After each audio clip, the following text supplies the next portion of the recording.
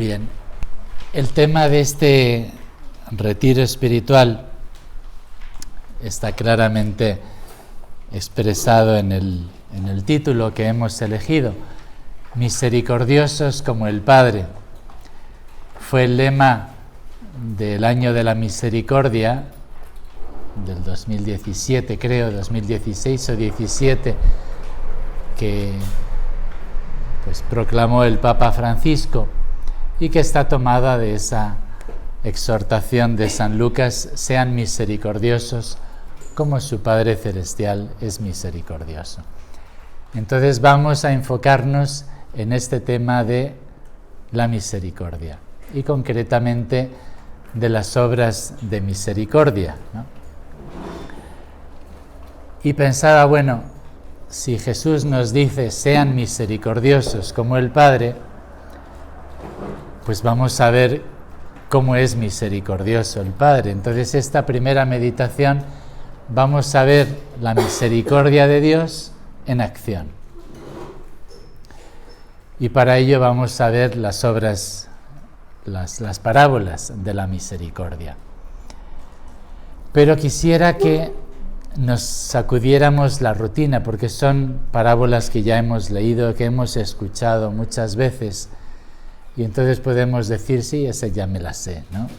No, quisiera que las leyéramos con un corazón nuevo, con un oído atento y con un enfoque distinto, con el enfoque con el que Jesús las predicó.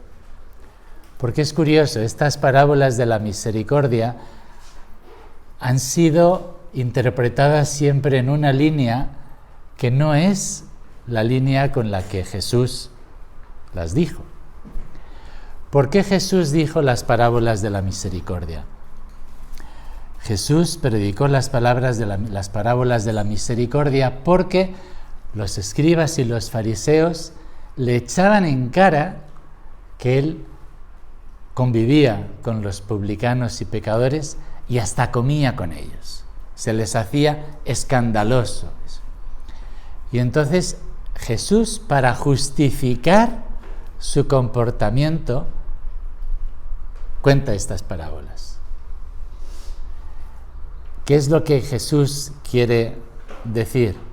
Miren, yo soy misericordioso porque mi Padre es misericordioso.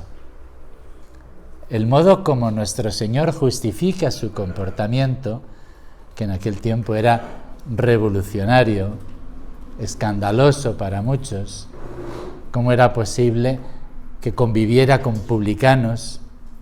Imagínense, publicanos para nosotros sería como un narcotraficante, ¿no? Y pecadores, es decir, prostitutas.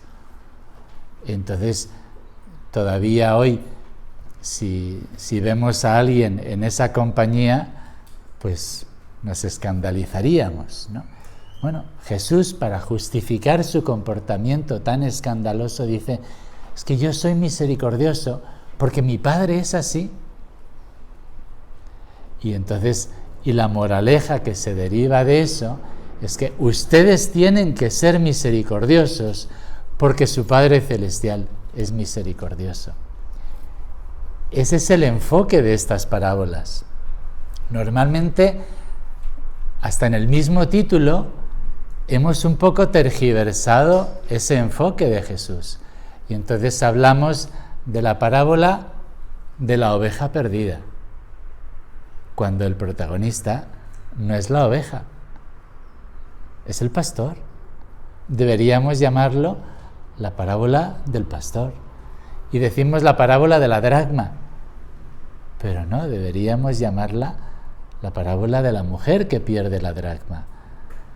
Hablamos de la parábola del hijo pródigo, pero no, el importante, el protagonista es el papá, Entonces, quisiera que leyéramos y que meditáramos en estas parábolas, pero con este enfoque, que no nos fijemos tanto en yo soy la oveja perdida, yo soy el hijo pródigo, yo soy la dracma perdida. No, que nos fijemos en el pastor, en el papá, que es una imagen de Dios nuestro Señor, pero así tenemos que ser. Así tenemos que ser. Tenemos que ser como nuestro Papá Celestial, que se comporta como ese pastor, como esa mujer, como ese papá bueno. La primera parte de la parábola del pastor, la vamos a repasar brevemente. ¿Quién de ustedes, si tiene 100 ovejas y se le pierde una de ellas, no deja en el campo las otras 99 y va en busca de la que se le había perdido? Cuando la encuentra, se la pone sobre los hombros lleno de alegría, y al llegar a casa reúne a sus amigos y vecinos y les dice: «Alégrense conmigo, porque ya encontré la oveja que se me había perdido». Pues yo les digo que igualmente hay más alegría en el cielo por un pecador que se convierta que por 99 justos que no necesitan convertirse. Como decíamos, el protagonista de esta parábola es el pastor. El pastor es el que pierde a la ovejita, es el que deja a las 99 para salir en busca de la oveja que se le ha perdido, el que la encuentra, el que se la pone a los hombros, el que se pone lleno de alegría. En esta parábola, el que hace todo es el pastor. ¿Qué es lo que hace la oveja? Perderse. Pero de hecho, no hay ningún verbo en toda la parábola que dependa de esta oveja. Esta oveja no hace nada. Sí. No hace absolutamente nada. Por eso yo soy de la idea de que habría que cambiar el título de esta parábola. Nada de la parábola de la oveja perdida. Habría que llamarlo la parábola del pastor. Y luego ya podríamos poner diversos adjetivos, ¿no? La parábola del pastor temerario. ¿Por qué temerario? Pues porque deja las 99 en peligro y se va en busca de la que se le ha perdido. ¿Pero por qué es temerario? Porque está tan encariñado con esa oveja que pierde la cabeza. Lo que hace no es lógico, lo que hace no es sensato. Cualquier persona sensata, si pierde una, primero se las ingenia para que las 99 no se le vuelvan a perder también. Y una vez que las 99 estén seguras, bueno, ya me pondré a buscar a la otra. Pero este pastor no es así. Y fíjense, todas son parábolas con las que Jesús nos quiere decir cómo es el corazón de su Padre, por lo cual Él se comporta como se comporta y por lo cual nosotros tenemos que comportarnos de forma distinta, misericordiosa. Sí.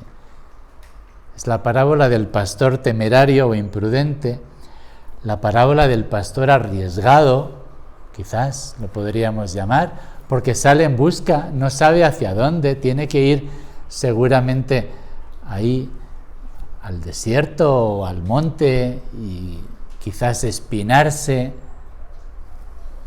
Quizás lo podríamos también llamar el pastor comprensivo, porque en ningún momento regaña a la ovejita. Sí. Y pues le podría haber dado un buen regaño, en ningún momento.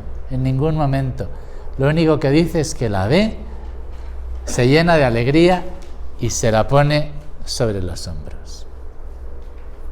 Cuando estaba en Salamanca con los novicios, un día íbamos ahí de paseo por el campo y vimos a un pastor y nos pusimos a hablar con él y pues salió obviamente la parábola del pastor y él dijo: no, eso que dicen ustedes es mentira. ¿Y cómo? Sí, es mentira, porque si ustedes encuentran a una oveja perdida y se la ponen sobre los hombros, lo que hace esa ovejita es orinarse. Porque ya se le fue el estrés, se relaja y pues Ese detalle no aparece en la parábola. Pero pues es significativo. Lo único que hace este pastor es alegrarse y ponérsela sobre los hombros. Ningún regaño. También podríamos llamarla la parábola del pastor feliz, alegre, porque es lo que caracteriza esta parábola. Lleno de alegría, avisa a todo el mundo, hagamos una fiesta. Pero recordemos, no nos perdamos de vista el enfoque. Jesús nos está diciendo, miren cómo es mi Padre Celestial. Miren cómo es mi Padre Celestial. Porque así es como yo me tengo que comportar, porque soy hijo de este Padre. Y así es como ustedes tienen que comportarse, porque son hijos de este papá. Y aquí la primera pregunta que nos podemos hacer es, ¿así es mi actitud como la de este pastor?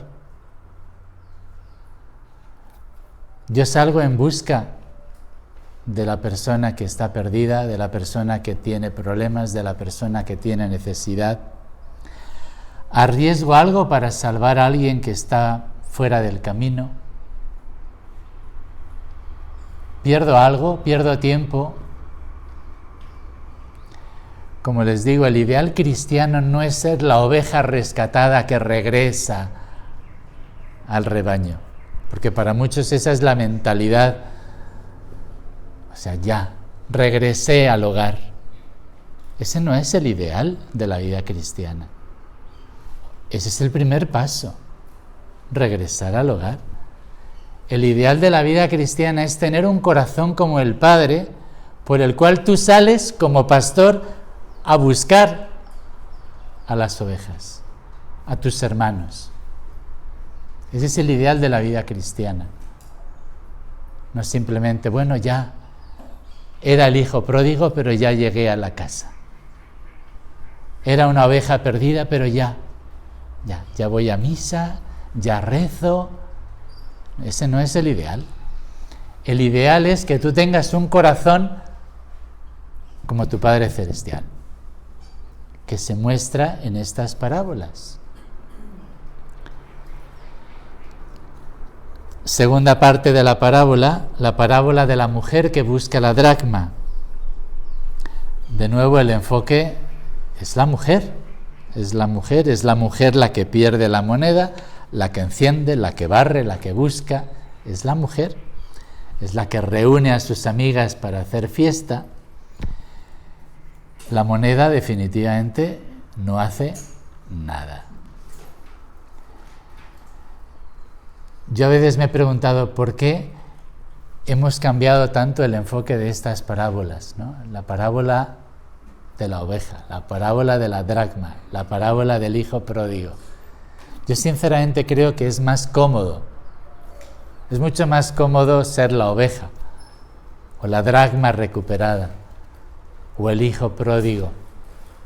Es mucho más exigente ser el pastor que se arriesga por sus hermanos.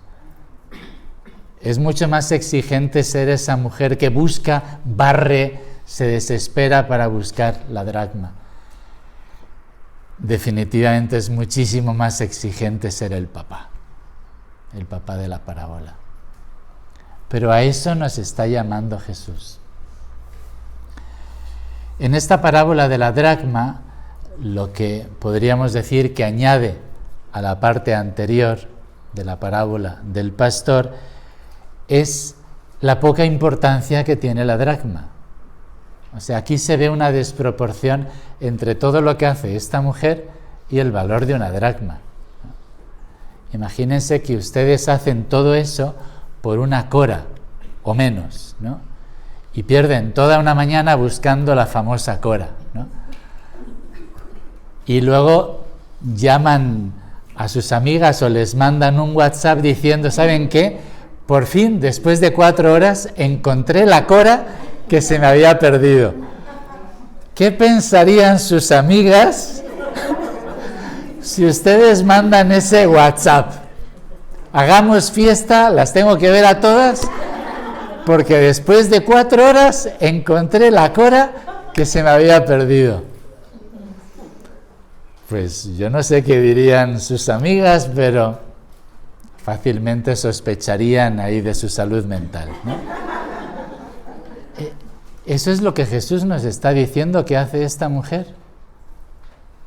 Por una dracma que no tenía la menor importancia, el menor valor,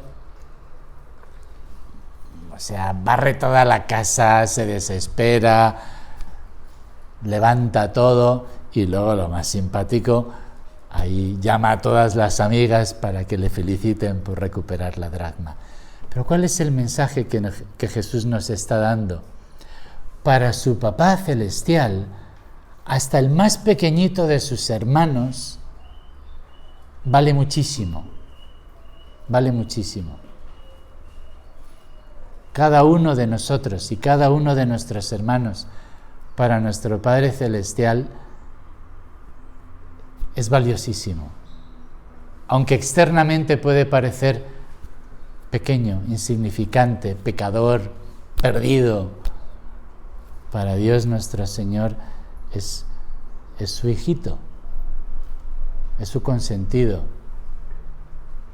por el que es capaz de tirar la casa por la ventana, eso porque cada uno de nosotros para Dios es único y valiosísimo. Y de nuevo otra pregunta que nos podemos hacer: ¿yo también me preocupo por salvar así a cada uno de mis hermanos, hasta el más pequeño? Tercera parte de la parábola, el papá bueno. Y les contó también, había una vez un padre que tenía 2 hijos. El menor de ellos le dijo: Padre, dame la parte de la herencia que me corresponde. El padre repartió entonces sus bienes entre los 2 hijos. Pocos días después, el hijo menor reunió cuanto tenía y se marchó a un país lejano donde lo despilfarró todo de mala manera. De nuevo, ¿quién es el protagonista? Jesús lo dice bien claro. Había una vez un padre que tenía 2 hijos. Había una vez un padre. El enfoque es el papá. Ahí es donde tenemos que enfocarnos. Obviamente a veces también nos gusta contemplar estas parábolas desde el punto de vista del hijo pródigo, de la oveja perdida, pero no nos olvidemos cuál era el enfoque de Jesús. Había una vez un padre que tenía 2 hijos. Un padre que sufre.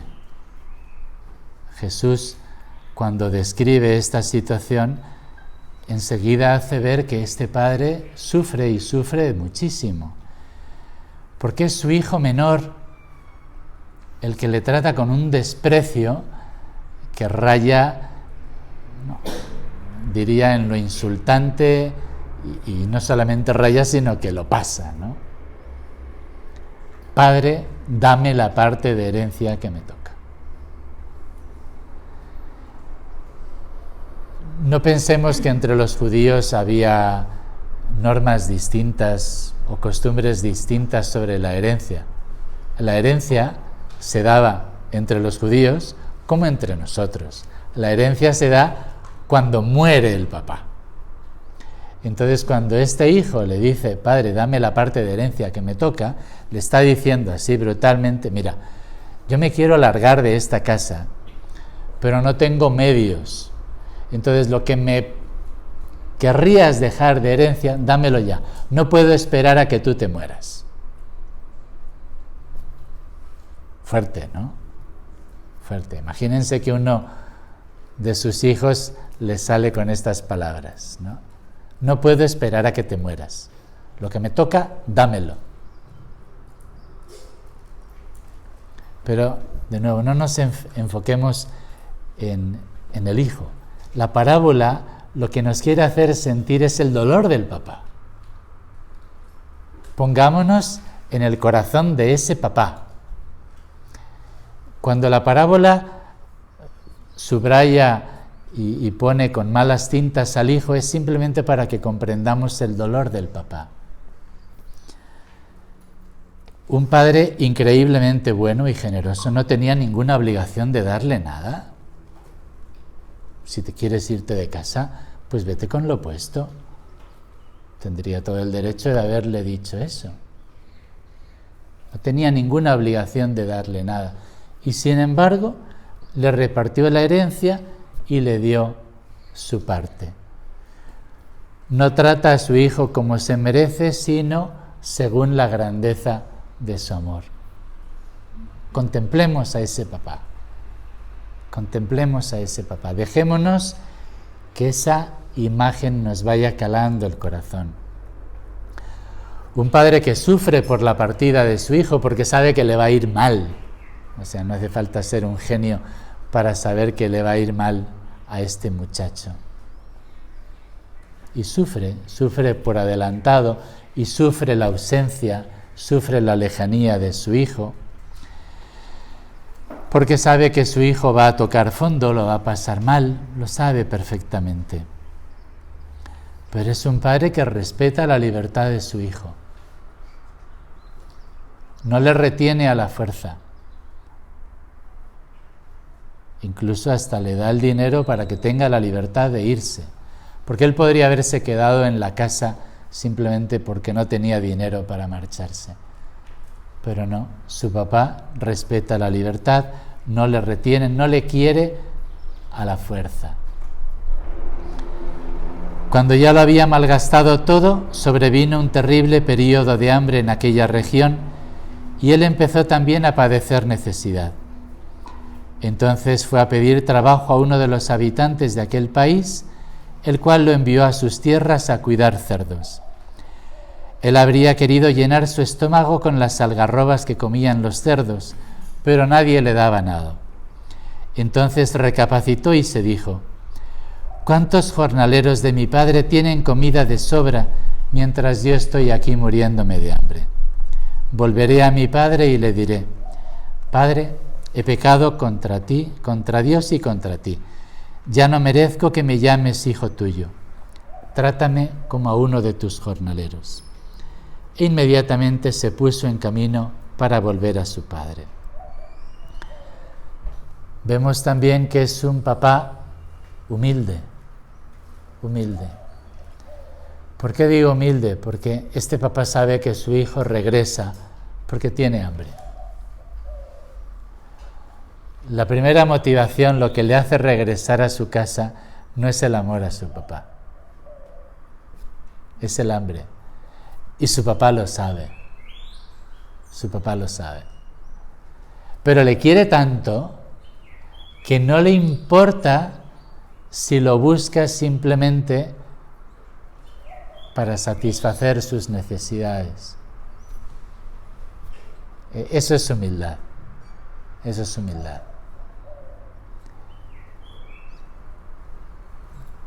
Porque nosotros bien podríamos haberle dicho: ah, ¿verdad? Ahora sí,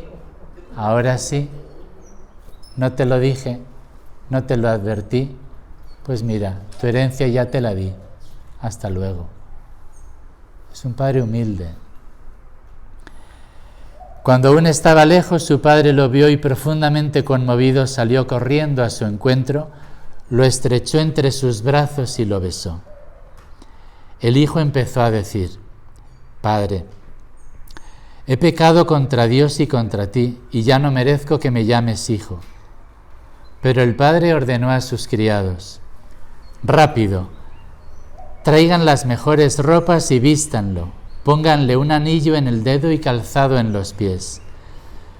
Luego saquen el ternero cebado, mátenlo y hagamos fiesta celebrando un banquete. Porque este hijo mío estaba muerto y ha vuelto a la vida, se había perdido y lo hemos encontrado. Y comenzaron a hacer fiesta. Yo quisiera que aquí nos detuviéramos en cada detalle de esta escena, porque Jesús usó cada palabra intencionalmente. Y como les digo, lo que quería era mostrar cómo era su padre, porque eso era lo que justificaba su comportamiento con los pecadores. Vemos que es un padre que no sabe esperar cuando todavía estaba lejos. Bueno, espera todo el tiempo que sea necesario, pero cuando ya ve que se acerca el hijo, no se aguanta las ganas y sale corriendo. De nuevo, pierde la cabeza, como el pastor. El pastor pierde la cabeza y deja las 99, que todavía no están seguras, y sale en busca de la que le falta. Lo mismo, este papá pierde la cabeza. Pues si está lejos, consigue una montura y llegarás más rápido, ¿no? Pero no, sale corriendo. No se aguanta las ganas de ver a su hijo. Es un padre que ama con pasión y con ternura. Dice, conmovido. Splagnisteis. O sea, se le movieron las entrañas, literalmente, ¿no? Desde lo más profundo se emocionó, se conmovió cuando vio a su hijo.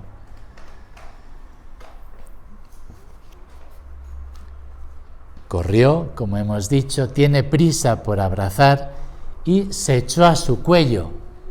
Es el papá el que se echa al cuello del hijo, no al revés. Siempre que he visto cuadros del hijo pródigo, es el hijo el que se pone en los brazos del papá. Es el papá el que se lanza al cuello del hijo. Como ven, Jesús tiene muy claro qué es lo que nos quiere enseñar con estas parábolas. Miren qué padre tienen.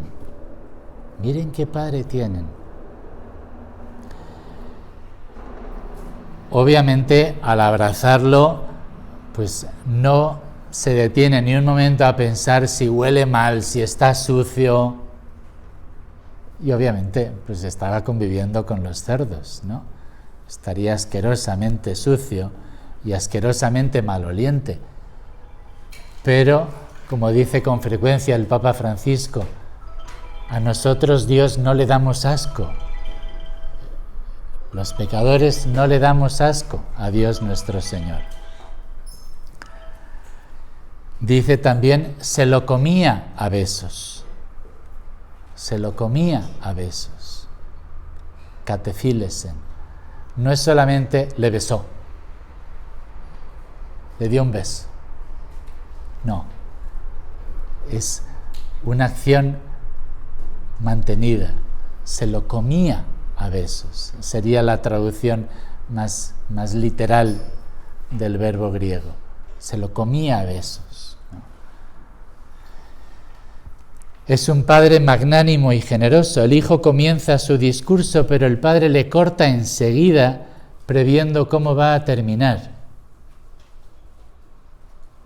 Sí, el hijo nada más alcanza a decir, ya no soy digno de llamarme hijo tuyo. Obviamente el papá intuye cuál es la siguiente frase. No se la deja decir. La siguiente frase es, trátame como a uno de tus empleados. El padre le corta. No, el papá no lo quiere como un empleado. El papá lo quiere como un hijo. Por eso le corta la frase. Y, de nuevo, como en la parábola del pastor, no hay el menor reproche. Y aquí sí tendría sentido. A la oveja reprocharla, pues como que no tendría mucho sentido porque es irracional. Pero reprocharle al hijo tendría todo el sentido del mundo, ¿sí? No en mal plan, pero sí para ayudarle a sacar alguna lección, como diríamos nosotros, ¿no? Una pequeña conversación pedagógica, instructiva, ¿no? ¿Qué es lo que aprendiste de este periodo fuera de casa? No, nada. Nada de nada. no hay el menor reproche. O sea, si uno lee cualquier manual de pedagogía, este papá suspendido, reprobado total, pedagogía cero, ¿no? No hay el menor reproche, no le echa en cara no solamente lo que ha perdido, no le reprocha en cara cómo se fue, no le dice, bueno, ¿y dónde queda lo que te di de la herencia? ¿Qué te ha quedado? No hay ni la menor alusión a eso. De nuevo tenemos un padre magnánimo, generoso, pero en grado sobrehumano. Sobrehumano, por eso Jesús pintó así a su padre. Al contrario, pronto, enseguida se da la vuelta, llama a sus servidores, rápido, el mejor vestido, no solamente un vestido bueno, el mejor, pónganle un anillo. Enseguida se dio cuenta de que el anillo lo había perdido. Sí. No es un regalo extra. Todo hijo llevaba el anillo de su padre, que simbolizaba, pues, de qué familia provenía. El hijo lo había perdido su dignidad. Enseguida el papá se da cuenta y dice, pónganle el anillo. Es decir, tiene inmediatamente plena dignidad, plenos derechos, está igual que como estaba antes de irse de la casa. Saquen el ternero cebado, el ternero. O sea, ya él había ido preparando el ternero. No es uno cualquiera, sino el ternero. Celebremos la fiesta. El padre está feliz. Esa es la palabra que describe a este papá. Es un papá feliz, que empieza a dar indicaciones a derecha e izquierda. Al primero que ve le da indicaciones para preparar la fiesta, porque debemos alegrarnos. Este hijo mío estaba perdido y lo he recuperado. Yo les recomiendo que en su meditación simplemente contemplen, vean la cara de ese papá, vean los gestos de ese papá. En esto el hijo mayor, que estaba en el campo, regresó a casa y al acercarse oyó la música y los cánticos, y llamando a uno de los criados le preguntó qué significaba todo aquello. El criado le contestó: es que tu padre ha hecho matar el becerro cebado porque tu hermano ha vuelto sano y salvo. El hermano mayor se irritó al oír esto y se negó a entrar en casa. Su padre entonces salió para rogarle que entrara. Pero el hijo le contestó: desde hace muchos años vengo trabajando para ti sin desobedecerte en nada, y tú jamás me has dado ni siquiera un cabrito para hacer fiesta con mis amigos. Y ahora resulta que llega este hijo tuyo, que se ha gastado tus bienes con prostitutas, y mandas matar en su honor el becerro cebado. El padre le dijo: hijo, tú siempre has estado conmigo, y todo lo mío es tuyo, pero ahora tenemos que hacer fiesta y alegrarnos, porque tu hermano estaba muerto y ha vuelto a la vida. Se había perdido y lo hemos encontrado. El enfoque de Jesús en las tres partes de la parábola, ahora, en este momento, se hace evidente, porque él estaba hablándoles a los escribas y fariseos, que eran los que le juzgaban por ser amigo de los publicanos y pecadores. Y entonces pone a este hijo mayor, que representa precisamente la actitud de los escribas y fariseos. Los fariseos están representados en el hijo mayor, que no quiere hacer fiesta por su hermano, que no se alegra por el regreso de su hermano, que no está en sintonía con el papá. Y el mensaje que Jesús les quiere decir es: el que no se alegra por el regreso del hermano es que no quiere al papá. Ese es el mensaje.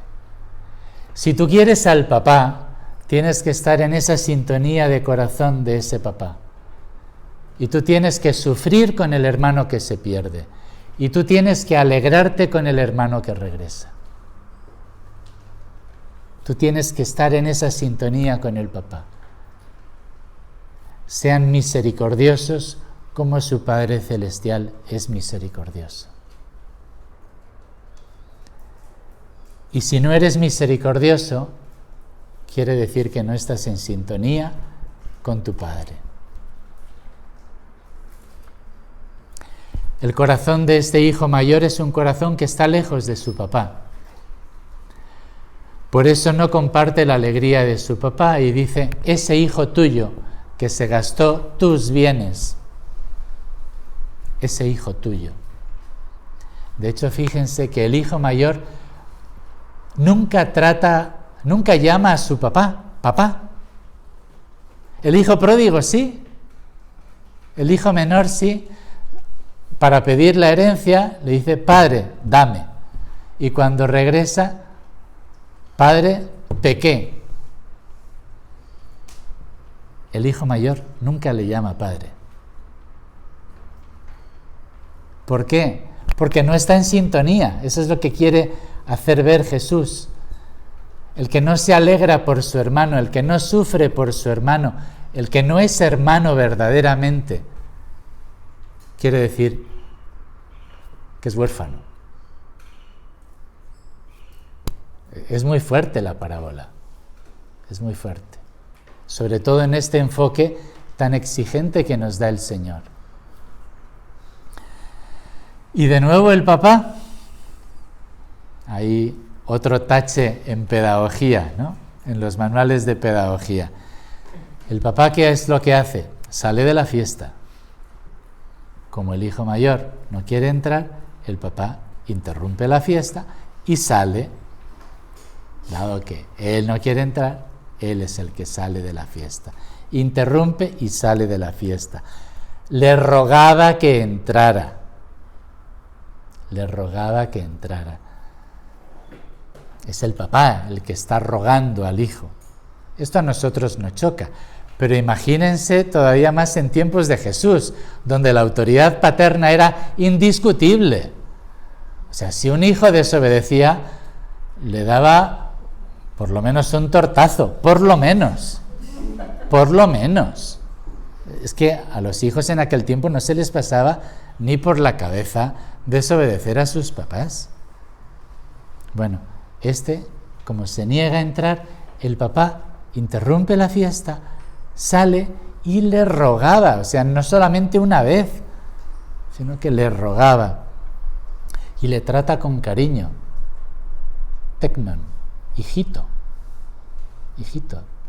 También es cariñoso con este hijo mayor. Le reconoce el bien que ha hecho. Tú has estado siempre conmigo. Claro que sí, yo lo sé. Gracias. Le invita a disfrutar de su condición de hijo. Todo lo mío es tuyo. No vivas como siervo cuando eres hijo. Pero luego termina dándole la consigna. Teníamos que hacer fiesta porque ha regresado tu hermano. No dice mi hijo, tu hermano. Deberíamos alegrarnos y hacer fiesta porque ha regresado tu hermano. Conclusión de estas parábolas de la misericordia, lo que decíamos antes. El ideal de nuestra vida cristiana, la meta, lo que nosotros estamos buscando como cristianos, es ser como el papá, ser como el pastor, tener esa sintonía,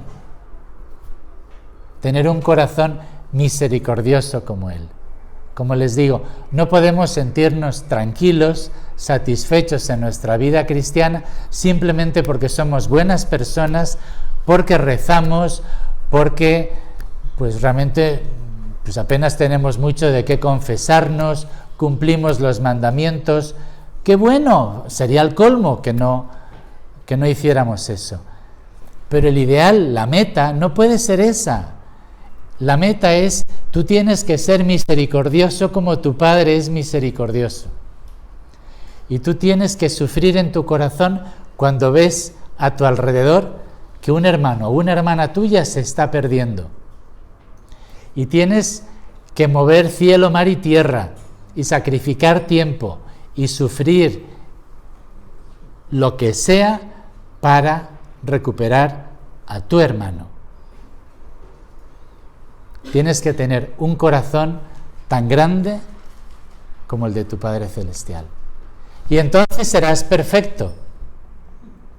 Por eso, sean misericordiosos como su Padre Celestial, se traduce, sean perfectos como su Padre Celestial es perfecto. Están diciendo lo mismo. Está diciendo que si ustedes son misericordiosos, son perfectos. Ya llegaron a la santidad. Aunque tengan defectos, aunque tengan limitaciones, aunque tengan caídas. Pero si ustedes son misericordiosos, han logrado lo esencial. Han logrado lo esencial. Pidámosle a Dios nuestro Señor que nos conceda esta gracia, porque obviamente todo lo que vamos a decir en este retiro es gracia. Sí, es gracia. Sí, lo estaremos recordando constantemente, pero no se les olvide. Si en algún momento lo dejo de decir, ustedes repítanselo. Cada una de estas cosas es una gracia. Estar en esa sintonía con Dios es una gracia. Tener ese desprendimiento de uno mismo para estar pendiente de mi hermano es una gracia. Es una gracia. Pero, bueno, al menos tengamos claro cuál es el objetivo, cuál es la meta y pidámoselo a Dios nuestro Señor.